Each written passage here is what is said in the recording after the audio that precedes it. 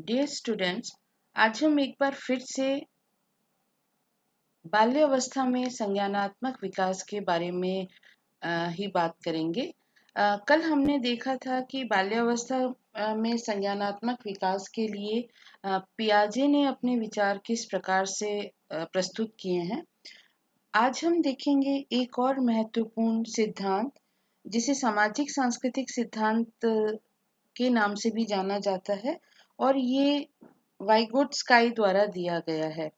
वाइगोट्स्काई ने पियाजे के अवस्था सिद्धांत की आलोचना की और अपनी सामाजिक सांस्कृतिक परिकल्पना को प्रस्तुत किया, जहां पियाजे ये कहते हैं कि एक बालक सात्मीकरण और समंजन के द्वारा एक्सप्लोर करता है और उसकी आधार पर उसका संज्ञान निर्मित होता है।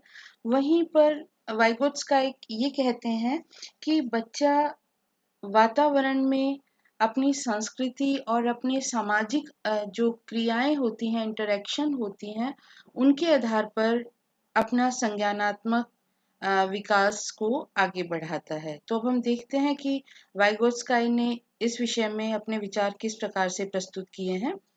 तो सबसे पहले जो उस थ्योरी का सारांश है वो हम देखते हैं। वाइगोट्स्काई कहते हैं कि जो बच्चे होते हैं वो सक्रिय रूप से अपने ज्ञान और समझ का विस्तार करते हैं, उसका निर्माण करते हैं और जो उनका जो चिंतन है और जो समझ है, उसका विस्तार का जो मुख्य आधार होता है वो सामाजिक अंतःक्रिया होती है। यानी बच्चे जब दूसरों के संपर्क में आते हैं तो वो दूसरों से सीखते हैं और इसी सीखने के आधार पर उनके संज्ञान का निर्माण होता है। तो इस प्रकार से जो संज्ञानात्मक विकास है वो समाज द्वारा प्राप्त होता है, समाज में रहकर बच्चा सीखता है और एक बच्चे में किस प्रकार के संज्ञान का विकास होगा, किस प्रकार के चिंतन विकसित होगा, वो इस पर डिपेंड करता है कि वो किस प्रकार के सांस्कृतिक वातावरण में रह रहा है। यानी एक चीज जो वाइगोत्स्काई स्वीकार करते हैं कि अलग-अलग संस्कृतियों में हमारी चिंतन जो है वो अलग प्रकार का होगा। और ये जो संज्ञानात्मक विकास है, ये जो सामाजिक अंतःक्रिया है उससे विकसित होता है और जितने ज़्यादा स्किल्ड इंडिविजुअल्स के संपर्क में व्यक्ति आएगा, जिस प्रकार की सामाजिक सांस्कृतिक पृष्ठभूमि में बच्चा रह रहा है, उस पर ये डिपेंड करेगा कि उस बच्चे का संज्ञानात्मक विकास किस प्रकार से होता है। वाइगोत्स्काई ने अपनी थ्योरी में एक टर्म दिया ZPD, zone of proximal development. ये जो टर्म है वो यह स्पष्ट करता है कि जो बच्चे सभी प्रकार के कार्य नहीं कर पाते, कुछ कार्य ऐसे होते हैं जो वो कर लेते हैं, लेकिन कुछ कार्य ऐसे होते हैं कि जिनको करने के लिए एक बार तो उन्हें लगता है कि ये हमसे नहीं होगा, लेकिन जब किसी निपुण व्यक्ति द्वारा उसको सहायता दी जाती है तो बच्चा वो कार्य कर लेता है। ये निपुण व्यक्ति आयु में उससे ज्यादा भी हो सकता है और बराबर भी हो सकता है। आमतौर पे ये टीचर, पेरेंट या कोई सहपाठी हो सकता है, लेकिन वो व्यक्ति उस कार्य को करना जानता है और जब ऐसे व्यक्ति द्वारा बच्चे को मदद दी जाती है तो वो उस कार्य को सफलतापूर्वक कर लेता है। तो इस कॉन्सेप्ट को आगे और अच्छी तरीके से समझते हैं। ये देखिए, ये सर्कल आप देख पा रहे हैं, इसको उन्होंने अपनी थ्योरी में स्पष्ट करने की कोशिश करी है। जो इनर सर्कल है, ये वो कार्य हैं, व्हाट आई कैन डू, ये वो कार्य हैं जिसको बच्चा अपने आप बगैर किसी मदद के कर सकता है। और जो ब्लू सर्कल है वो व्हाट आई कांट डू, जो बच्चा बिल्कुल ही नहीं कर सकता। लेकिन इस बीच में कुछ ऐसे कार्य होते हैं जो बच्चा कर सकता है लेकिन अकेले करने में खुद को असमर्थ पाता है। यदि उसको किसी प्रकार की प्रेरणा दी जाती है, गाइडेंस दी जाती है, निर्देशन मिलता है, तो वो उस कार्य को भली प्रकार कर पाता है और ये जो कार्य जिनको वो मदद की सहायता से कर पा रहा है, यही कार्य उसके zone of proximal development area में आते हैं। तो इस प्रकार से ये देखिए, जब बच्चे को कोई कार्य करके दिखाया जाता है, बोलकर समझाया जाता है, तो जो उनके पास जो इंफॉर्मेशन है उस कार्य के बारे में, उसको वो अपनी जो उसके मेंटल स्ट्रक्चर्स होते हैं, मानसिक संरचनाएं होती हैं, उसमें इस प्रकार से सेट कर लेते हैं कि अब वो बगैर किसी मदद के भी वो काम स्वयं कर पाते हैं। जैसे ये एग्जाम्पल दे रखा है, चाइल्ड कैन नॉट रीड, इतनी बुक्स को नहीं पढ़ पाता, तो उसकी मदर जो है उसको पढ़ने का सही तरीका समझा रही है, अब वो बच्चा अपने आप भी पढ़ सकता है। जो ये दूसरा कॉन्सेप्ट है स्काफ फोल्डिंग, ये पहले कॉन्सेप्ट के कंटिन्यूएशन में ही है। और जो स्काफ फोल्डिंग से तात्पर्य है जो लेवल ऑफ सपोर्ट है उसमें चेंज करना।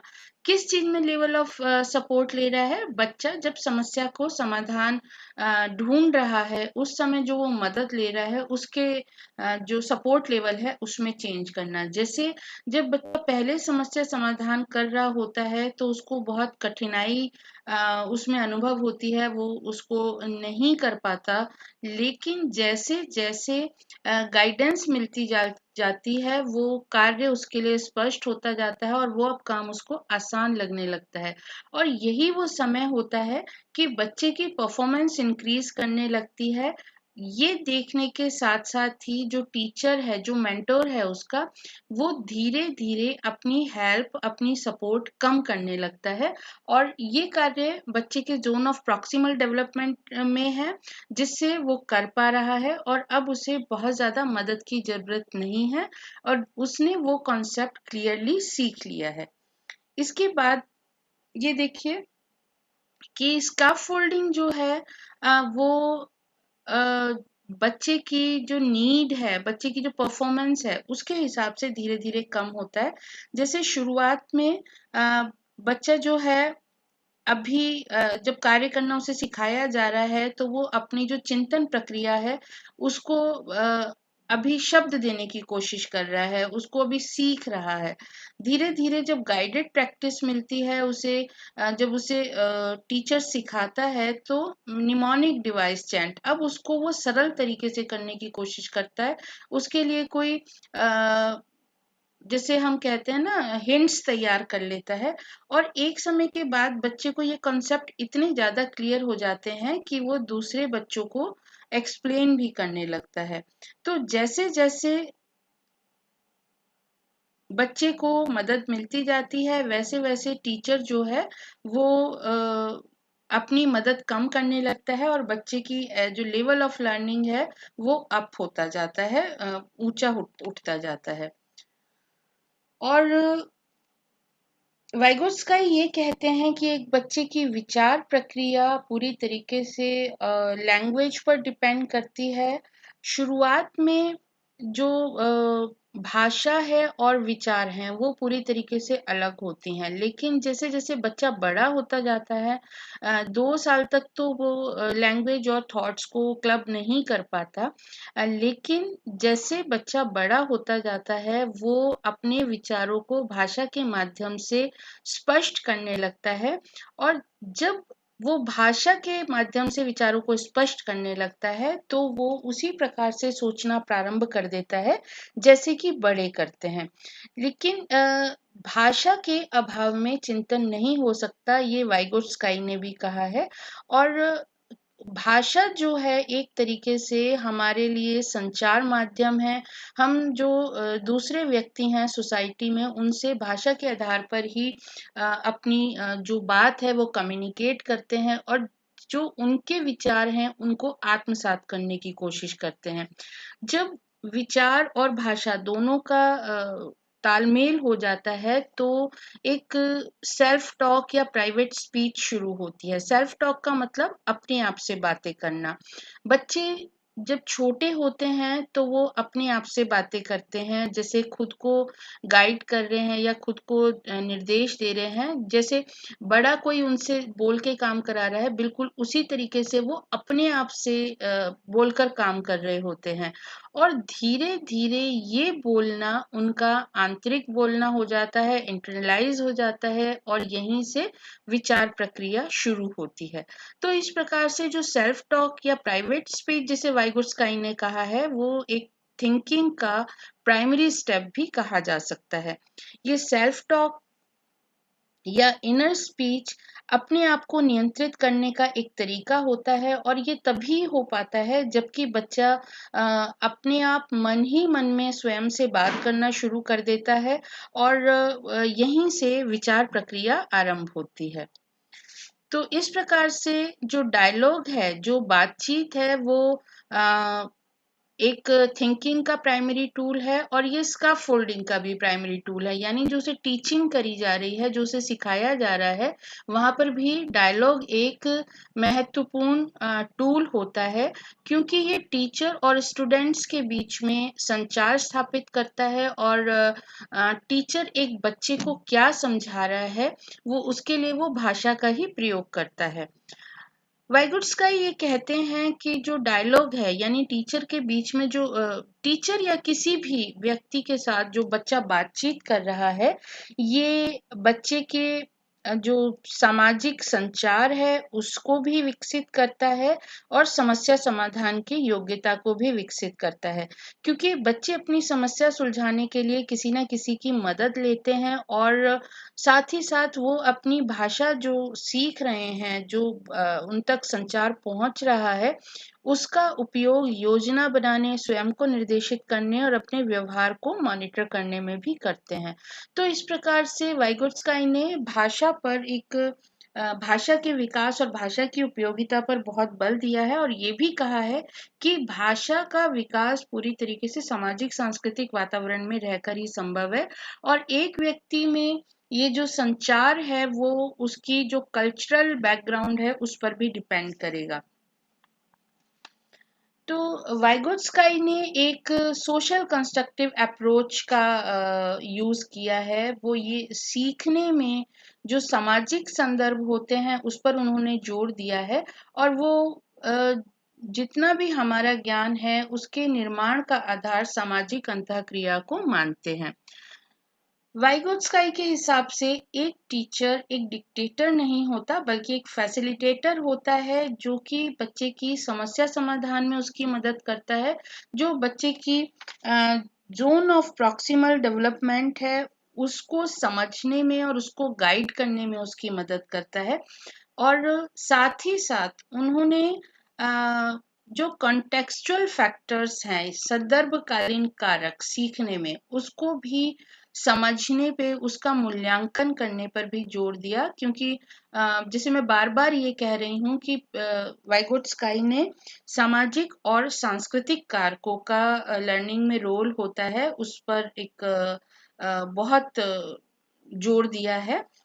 इसके अलावा वो ये कहते हैं कि जो हमारी मेमोरी, ध्यान, रीजनिंग जो कि लर्निंग में यूज करी जाती है, वो बेसिकली जो हमारी योग्यताएं हैं वो सारी सीखी हुई होती हैं वातावरण में रह के। तो उसमें आपको समाज का उसमें रोल होता है। तो ये टीचर्स या सोशल मेंटर्स या जो भी हैं उनको इस चीज का ध्यान रखना चाहिए कि बच्चा क्या सीख रहा है, किस प्रकार से सीख रहा है, वो उसके सामाजिक और सांस्कृतिक कारकों पर आधारित है। तो यहाँ पर हम ये देखेंगे कि किस तरीके से वाइगोत्स्काई की थ्योरी को क्लासरूम में यूज किया जा सकता है। सबसे पहला जो एक फैक्टर है वो ये है कि ये जरूरी है कि बच्चे की ZPT का असेसमेंट किया जाए कि बच्चा क्या कार्य कर सकता है, क्या कार्य नहीं कर सकता, उसी के आधार पर उसको इंस्ट्रक्शन देने शुरू करे जाएं। इसी प्रकार से जो ZPT है उसको टीचिंग में यूज करा जाए, जिससे कि बच्चा आसानी से सरलता पूर्वक अपने टारगेट को प्राप्त कर सके, और जितनी ज्यादा उसकी क्षमता है उस क्षमता तक वो ज्ञान प्राप्ति कर सके। साथ ही साथ वाइगोत्स्काई की थ्योरी ये भी कहती है कि जो स्किल्ड पीयर्स हैं, क्योंकि बच्चा जब अपने साथियों से ही सीख रहा है तो वो कम्युनिकेशन उसके लिए आसान होता है, और जो उसके साथी जब उसे मदद कर रहे हैं तो कहीं ना कहीं पे उसका जो एक इंटरेक्शन है वो बहुत इजी होता है। तो जो उसके साथी जो निपुण हैं उनको भी टीचर्स के रूप में नियुक्त करा जा सकता है। साथ ही साथ जो इंस्ट्रक्शन है उनको मीनिंगफुल कॉन्टेक्स्ट में प्लेस करना चाहिए, क्योंकि बच्चे अ, जो रियल लाइफ एग्जाम्पल है, रियल वर्ल्ड सेटिंग है, उसमें काम करना आसानी से सीखते हैं। और याद कराने से अच्छा है कि उनको इस प्रकार की सेटिंग में रखा जाए कि जहाँ पर वो उससे अपने आप ही समझकर सीख सकें। और लास्ट में transform the classroom with Vygotskian ideas, जैसे कि वाइगोट्स्काई ये बोलते हैं कि जो लर्निंग है वो ग्रुप्स में अच्छी होती है, और जब एक्सप्लेन करा जाता है, गाइड करा जाता है, तब लर्निंग अच्छी होती है। तो इस प्रकार का सेटअप तैयार किया जाए जिसमें एक छोटे से ग्रुप का निर्माण किया जाए, टीचर क्वेश्चंस पूछे और स्टूडेंट्स की क्वेरी को रिस्पॉन्ड करे, और उसी के आधार पर बच्चा अपना जो उसका निर्णय है वो ले सके। तो इस प्रकार से वाइगोत्स्काई ने एक संज्ञानात्मक विकास में सामाजिक कौशलों की भूमिका को पहचाना, और ये कहा कि बच्चे जितना जल्दी अ, ये बात समझ सकेंगे कि जो वो कार्य किस तरीके से किया जाना है, उतना ही उनका संज्ञानात्मक विकास जल्दी से हो पाएगा। तो इस प्रकार से संज्ञानात्मक विकास में सामाजिक सांस्कृतिक कारकों की भूमिका पर वाइगोत्स्काई ने जोर दिया। लेकिन इस सिद्धांत में विकास प्रक्रम की स्पष्ट तस्वीर प्रस्तुत नहीं की गई, जिसके आधार पर इस सिद्धांत की आलोचना की जाती है। लेकिन फिर भी हम ये कहेंगे कि ये एक महत्वपूर्ण सिद्धांत है, और जो प्रेजेंट एनवायरनमेंट है उसमें बहुत उपयोगी सिद्ध हो सकता है। तो आज का ये लेक्चर यहीं तक। Thank you.